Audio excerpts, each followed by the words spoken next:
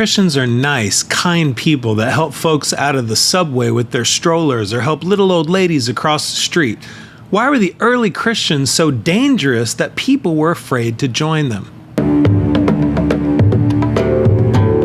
Acts 5:12-16.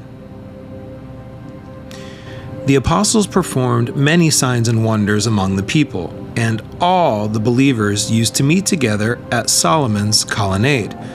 No one else dared join them, even though they were highly regarded by the people. Nevertheless, more and more men and women believed in the Lord and were added to their number. As a result, people brought the sick into the streets and laid them on beds and mats, so that at least Peter's shadow might fall on some of them as he passed by.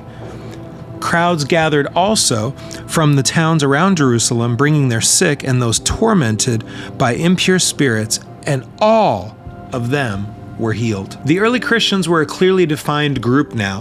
From verse 12, you see they had a regular meeting place. That's Solomon's colonnade. Consistent miracles were confirming their message. In verse 13, it says people regarded them highly. And then in verse 14, it says more men and women were being added to their number. But somehow they were dangerous. It says no one else dared to join them.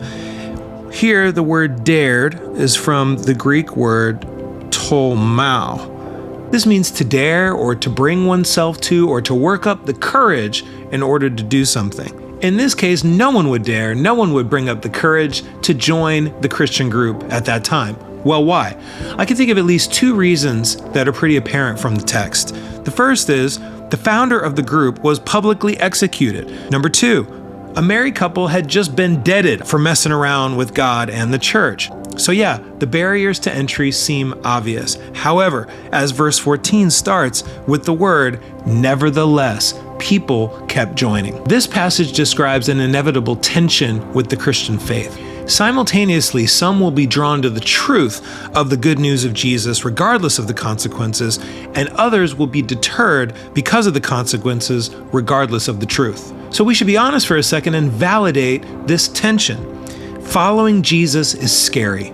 So the question is not whether we get nervous or anxious about wearing the label of Christian. The question is, when we do get afraid, will we be deterred away or drawn towards Jesus?